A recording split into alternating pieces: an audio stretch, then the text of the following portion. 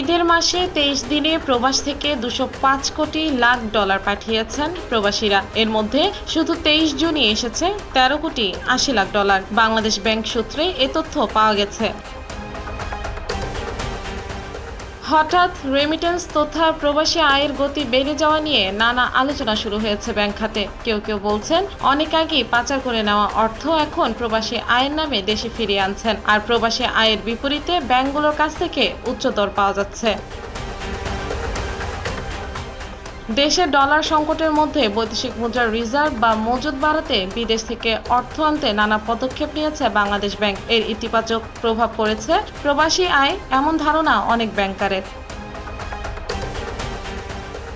জানা গেছে, চলতি মাসে প্রথম ১২ দিনে প্রবাসী বাংলাদেশিরা ব্যাংকের মাধ্যমে দেশে ১৪৬ কোটি ডলারের প্রবাসী আয় পাঠিয়েছেন, আর ২৩ জুন পর্যন্ত তারা পাঠান ২০৫ কোটি ২০ লাখ ডলার। গত বছরের ১ থেকে ২১ জুন প্রবাসী আয় এসেছিল ১৬৬ কোটি ৬০ লাখ ডলার।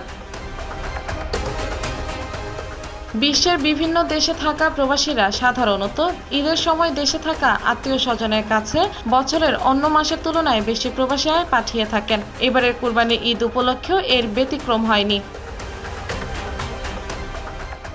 বাংলাদেশ ব্যাংকের তথ্য অনুযায়ী গত মে মাসে ২২৫ কোটি ডলারের প্রবাসী আয় আসে, যা ৪৬ মাসের মধ্যে সর্বোচ্চ।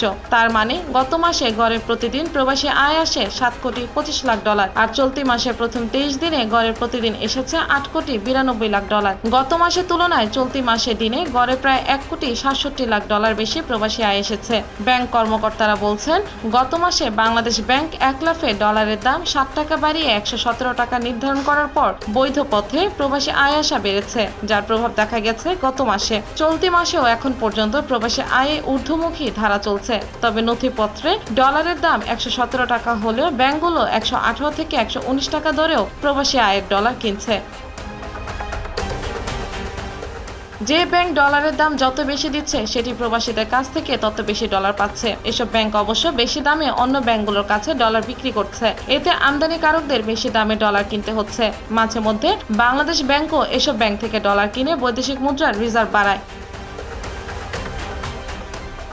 জুন মাসের প্রথম ২৩ দিনে যেসব ব্যাংকের মাধ্যমে প্রবাসী এসেছে, তার মধ্যে শীর্ষ ৫ ব্যাংকের একটি হলো সোশ্যাল ইসলামী ব্যাংক। ২০২০ সালে করোনা ভাইরাসের কারণে যোগাযোগ বন্ধ হয়ে গেলে বৈধ পথে প্রবাসী আয় আসা বেড়ে গিয়েছিল। তখন প্রবাসী আয় প্রতি মাসে গড়ে ২০০ কোটি ডলার ছাড়িয়েছিল। এর প্রভাবে তখন বৈদেশিক মুদ্রা মোট রিজার্ভ ৪৮ বিলিয়ন ডলার ছাড়িয়ে যায়।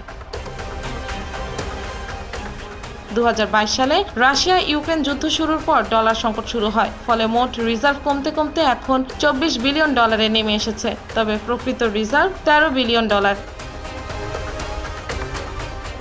দেশে ২০২২-২৩ অর্থ বছরে ২,১৬১ কোটি ডলারের প্রবাসী আয় আসে, আর চলতি ২০২৩-২৪ অর্থ বছরের প্রথম ১১ মাসে প্রবাসী আয় এসেছে ২,১৩৭ কোটি ডলার।